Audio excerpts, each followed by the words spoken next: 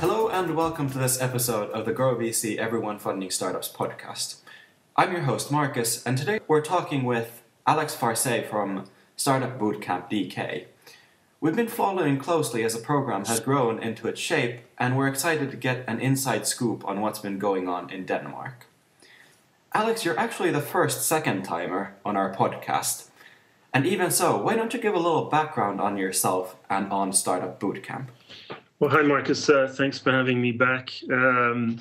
So I'm on my second life. My first life was a corporate stint until 2006-07. And then since 2007, I've been working with entrepreneurs. Tried to be an entrepreneur myself. I've been an independent consultant. And since late 2009, I've been working on this project, Startup Bootcamp. I'm a French citizen, married to a Dane, been living in Denmark 10 years now. So I'm kind of gone local, kind of Nordic now. Yeah, and I'm just having the time of my life with this thing. And last time you were on the show, we were talking about how the program has been taking shape and falling into place. And now that you've actually run the program for a little under a month, how has the launch been for Startup Bootcamp? Yeah, it's been beyond all my expectations. It's been stunning. We're 2 weeks into the program, just starting the third week. And, you know, the story leading up to Startup Bootcamp has been kind of like a roller coaster. You make a lot of effort climbing uphill. You get to a milestone, then you ride down. And the kind of hills have been, you know, the first one was to raise the funds for it and, you know, make sure that this thing could fly. And then the second milestone was ensuring we could attract enough teams that, you know, that we could get our name out there and be attractive. And we did that. We had a lot of choice. And then when we started the program, the next kind of hill was making sure the mentors would engage the teams, you know, because this is a mentorship-based program. And if the mentors aren't involved, there's basically, there isn't much there.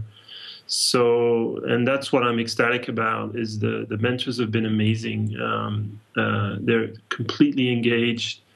They want to help. They're opening up their networks. They're stopping by, you know, Startup Bootcamp, having lunch with the teams, you know, really taking an active part. And so I'm kind of relieved and excited that this is going on. In fact, we almost have to slow down on the mentorship a little bit because the teams their heads are getting full. And then, of course, the next big milestone for me is Investor Day, which is coming up in mid-November, November 9th to be precise. And, you know, my next challenge is to make sure that we have a room or a hall full of investors who are keen to see these teams. But so far, it's going amazing. I'm really, really pleased. And about these mentors, since you brought it up, how many mentors do you have? And okay, they're active, but how active are they? Yeah, so we have 65 more or less that are sort of signed up. We probably have more now because what's happening is the mentors who have come by are actually introducing teams to other people when they have a specific problem in an area. For example, they say, you know, talk to this guy. He's an expert in, you know, branding for fashion, for example. And the typical sessions, so, you know, in the first 10 days, not counting weekends, the first 10 work days, we had 9 mentor sessions. And the way it works is a mentor will come in the morning at 11. What we do is every team does their elevator pitch to the mentor, and the mentor has to have a 1 or 2 word reaction so that we get this kind of first impression feedback on the elevator pitch. So we always start with that. And then the mentor talks about something of their choice. It could be just, you know, sharing some stories of, you know, what they've been through. They might go deep on a certain topic. They'll do that for about half an hour. And then we have lunch together. And then the mentors meet with the teams one-on-one for about 30 minutes. Depending on how much time they have, they meet all the teams. And if they don't have time to meet all the teams, we'll prioritize the teams that are more relevant for that mentor. And then the other teams will take offline meetings.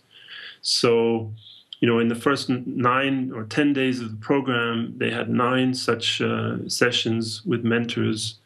And, these are pretty senior guys and girls who are very, very connected, who have a lot of experience. So, 30 minutes with someone like that is invaluable. And then what's happening is the mentors and the teams that connect, where there's good chemistry and, where they think they can help each other or they're interesting to each other, then they'll meet offline again. So that's already happening, is you've got some follow-up meetings between mentors and teams. So in fact, the teams, like I was saying, are just, their heads are quite full, and I almost need to mellow it out a little bit and put some more space between mentor sessions, because it's just getting a little bit of overload information. But we always said the first part of the program would be mentor heavy. You have to make sure you're running in the right direction. And then the second part will be a little bit quieter, when they can actually build their products and do what they got to do to get to a beta or start executing their deployment. And then the third part is about really trying to go external and get your first customers, your proof of concept, or in some cases we have a couple of teams that are actually launching, and they came with a product already. So that's how it works roughly. Yeah, I can imagine that it can be a little intense, especially at the start. But tell us about the general feel and atmosphere over there with the teams. Yeah, so I think the teams are at the same time energized. I think they understand this is an awesome opportunity. And on the other hand, they're already tired. It's very intense. I had one guy who's done a startup before, and he said the first week was like a year of his old startup in terms of input and contacts. So it's they're really catching something that's moving really quick, and they have to adjust the tempo. But the vibe is really good. I think that's one of my strengths, I hope, is creating a kind of a cool atmosphere and supportive. Making them feel like they're cared for, and that we want them to succeed. That we're setting them up to really use this like a rocket launch, and then do big things. So I think they're optimistic, and I think there's a great vibe. And let's talk about the startups shortly. Do you see any trends in your startups, such as team structure or industry and so on? Well, so probably, no, I don't see a trend. We don't have a geolocation team.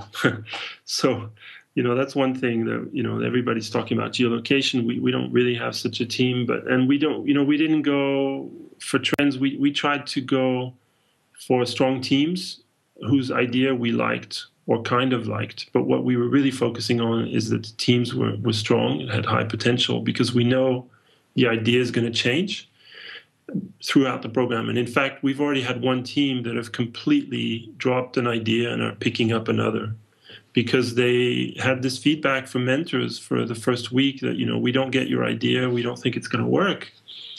And they've pivoted and said, okay, well, we need to, instead of waste a year of our lives trying to make this thing work, we're going to, we have this other idea which we think is great, and they're working on that. That's the way the program is built. And then in terms of the teams themselves, we have a really nice mix. So as I was saying to the mentors when we were introducing the teams, it's like a buffet table. There's a bit of, there's something for every taste. So we have B2B, B2C, we have products ready to go that just basically need execution. We have idea stage, everything to build. We have very experienced people, we have very young people. We have not enough women, but we still have, I think, 3.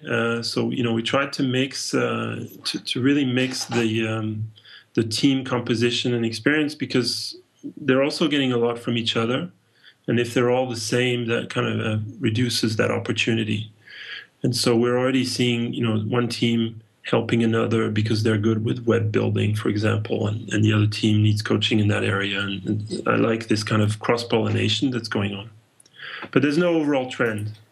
More specifically, could you introduce the startups with, say, their elevator pitch or a couple of your own thoughts or words? Yeah, elevator pitch, that's going to take too long with 10 teams. So we have Auto Uncle is a Danish team, two brothers who are building a